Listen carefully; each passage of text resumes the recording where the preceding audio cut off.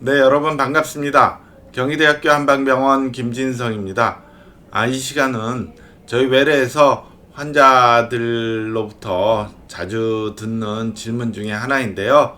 혀가 화끈거리는 구강자결감 증후군이나 또 만성적인 경과를 보이는 기능성 소화불량 환자분들의 경우 병이 고질적으로 잘 낫지 않게 돼서 이전 병원에서 항불안제를 같이 처방받는 경우가 있어요. 이 경우 환자분들은 정신과 약과 관련해서 이 항불안제를 꼭 먹어야 하는지 염려하고 망설이는 경우가 있는데, 이와 관련해서 어떻게 생각하는 것이 좋을지 조언을 드리도록 하겠습니다.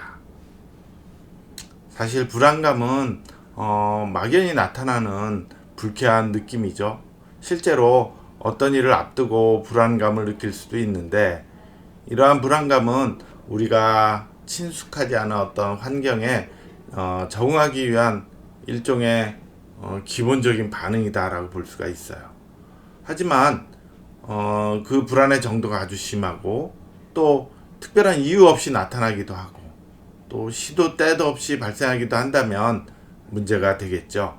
특히 혀가 화끈거리는 통증과 관련된 구강자결감 증후군이나 또 만성적인 경과를 보이는 기능성 소화불량의 경우에도 병을 일으키는 여러 가지 요인이 복합적으로 작용하는 가운데, 오늘의 주제와 관련해서 정서적인 스트레스나 불안 정도가 심한 경우에 이 병이 경과가 안 좋은 경우가 많아요.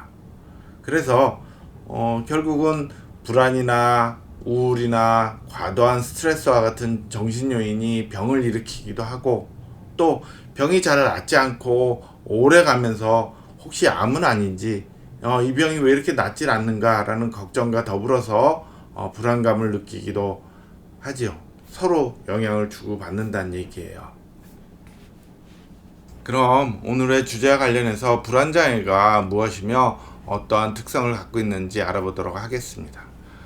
불안은요, 광범위하게 매우 불쾌하고 막연하게 불안한 느낌입니다 라고 볼 수가 있는데, 그 정도가 심해지면 이러한 감정적인 요소뿐만이 아니고 관련된 신체 증상이 나타나요. 그 첫째는 자율신경계 증상이고요, 두 번째는 행동 증상이다 라고 볼 수가 있는데, 먼저 자율신경계 증상은 교감신경이라는 것이 과도하게 항진이 되면서 나타나는 증상들이에요.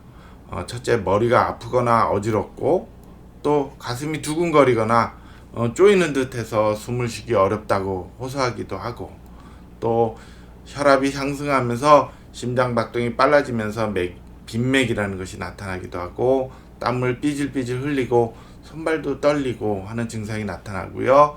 또 위나 장의 움직임을 방해해서 소화가 안 되고 설사 변비가 나타나기도 하며, 또 방광의 민감성으로 인해서 소변을 자주 보는 빈뇨의 증상이 나타나기도 합니다.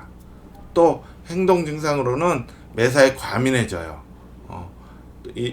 더불어서 뭔가 결정을 잘 못하고 안절부절하면서 서성이게 되는 이런 양상을 보이게 됩니다. 이 불안장애는 몇 가지 유형으로 나눌 수가 있어요. 범불안장애, 공황장애, 사회불안장애, 강박장애 등이 있는데, 정확한 진단은 나타나는 특성을 잘 분석을 해서 정신건강의학과 선생님의 진단이 필요하겠죠.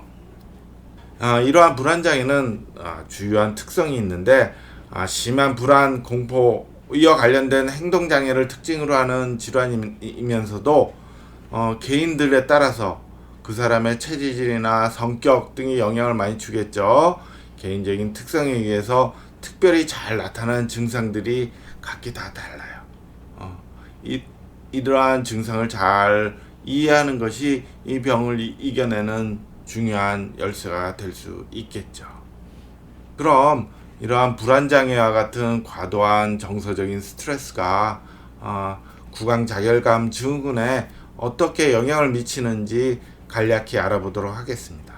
구강자결감 증후군은 혀를 비롯해서 입안 점막에서 화끈거리는 듯한 통증이 나타나는데요.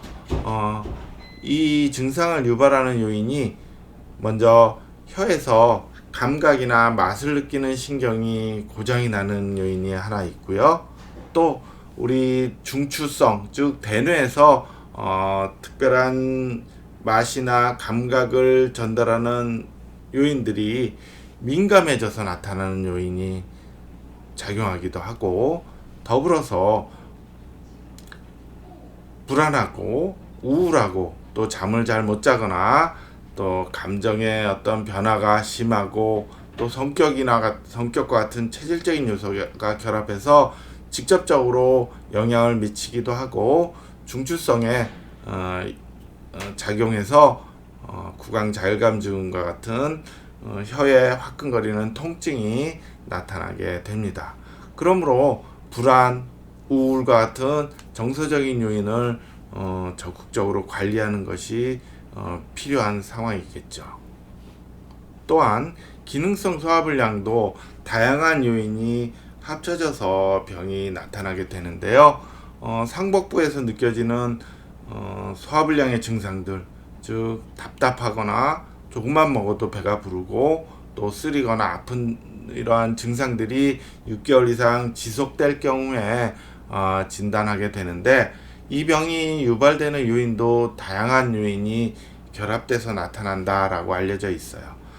식도를 거쳐서 내려온 음식물을 받아들이는 게 잘 안 되거나, 또 아래쪽으로 운반된 음식물을 잘게 부수기 위한 위의 움직임에 문제가 있거나, 또 위 내용물을 이동하는데 위를 비워내는데 문제가 있어서 증상이 나타나거나, 그 외에 위 벽에 대한 자극이나 위의 팽창에 대한 느낌을 과민하게 느끼는 이런 요소들이 합쳐져서 증상이 나타난다라고 볼 수가 있어요.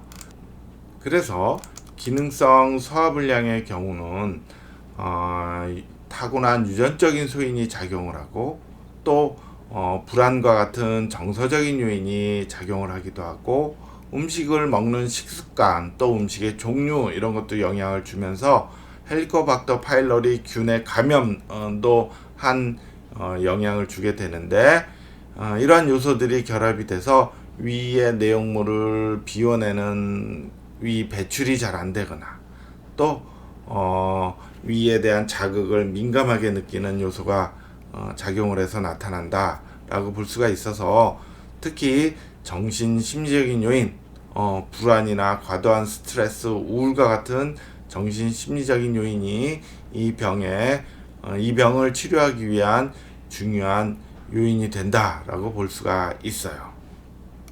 그렇다면 이러한 불안장애는 한방에서 어떻게 치료할까요? 한의사들은 이 병에 대한 특성을 분석하기 위해서 증상뿐만이 아니고 몸 전체에 대해서 어떠한 요인이 작용하고 있는지를 각각 나누어서 치료를 하게 돼요. 이를 변증이라고 그러는데, 특정 진단 유형을 이렇게 나눈 다음에 거기에 합당한 약을 이제 사용하게 된다는 의미예요. 그런데 그 정도가 아주 심할 경우에는 정신건강의학과나 그 밖에 의사 선생님들이 처방한 항불안제를 병용하기도 해요. 또 침이나 전기침을 이용해서 신체화된 다른 증상들을 조절하기도 하는데, 이 경우에도 항불안제를 병용한다라고 알려져 있습니다. 그렇다면 언제부터 항불안제를 사용하는 것이 좋을까요? 그동안 망설였던 항불안제는 이 경우에 반드시 쓰는 게 좋겠다라고 몇 가지 원칙에 따라서 판단할 수가 있어요. 사실 우리가 이제 생활하면서 느끼는 불안감은 가벼운 경우에는 일종의 정서적인 피로, 정신적인 피로와 관련해서도 올 수가 있거든요. 이러한 피로감, 또 나아가서 이러한 불안감을 줄이기 위해서는 적절한 휴식이 필요하겠죠. 또 그런 영양 섭취를 통해서 내 몸에 활력을 유지하는 것이 필요할 수 있겠고요. 또 두 번째는 뭔가 재미를 느끼고 우리 몸의 신진대사가 잘 될 수 있는 운동이나 취미 활동을 통해서 이를 극복하려는 노력도 필요할 수 있어요. 또 생활 습관에 약간의 교정도 필요해요. 무슨 일을 할 때 시간 순서를 정해서 미리 예측할 수 있는 예측력을 조금 높임으로써 막연한 불안감을 줄이는 것도 필요할 수 있겠죠. 이와 같이 기본적인 생활 관리를 통해서 이겨낼 수 있는 불안감인지 먼저 확인하는 것이 필요할 수 있어요. 그런데 그 불안 정도가 아주 심해서 정신건강의학과에서 불안장애다라고 진단을 받을 수 있는 정도가 있을 수 있겠죠. 불안이 전혀 없는 경우 0점, 또 죽을 것 같고 너무 심한 경우를 10점이다 라고 표현을 한다면 1점부터 3점까지 가벼운 경우의 불안감은 앞서 말씀드린 생활관리부터 이제 적용해 볼 수 있겠지만, 너무 심한 경우 7점, 8점, 9점, 10점에 해당이 된다면 반드시 항불안제를 먹어야 한다는 의미예요. 하지만 우리가 이제 망설여지게 되는 경우가 있어요. 중간쯤 해당하는 어디쯤이라고 볼 수가 있어요. 사실 단순한 불안감과 불안장애를 정확히 나누는 것은 어려운 일이기 때문이에요. 그래서 여기 중간 어디쯤 되는 부분에 있어서는 먼저 앞서 말씀드린 생활관리를 적용해서 내가 극복할 수 있는지부터 확인하는 것이 반드시 필요할 수 있고요. 하지만 내 생활 여건상 이러한 생활관리가 어려운 분들도 있을 수 있고, 또 적용을 해봤는데도 차도가 없는 경우도 있겠죠. 이 경우는 침이나 한약을 쓰면서 항불안제를 쓸 수도 있고요. 또 불안장애와 관련된 정신건강의학과의 선생님 처방을 먹는 것이 도움이 될 수 있습니다. 이상으로 항불안제를 먹어야 할 경우에 대해서 알아보았습니다. 감사합니다.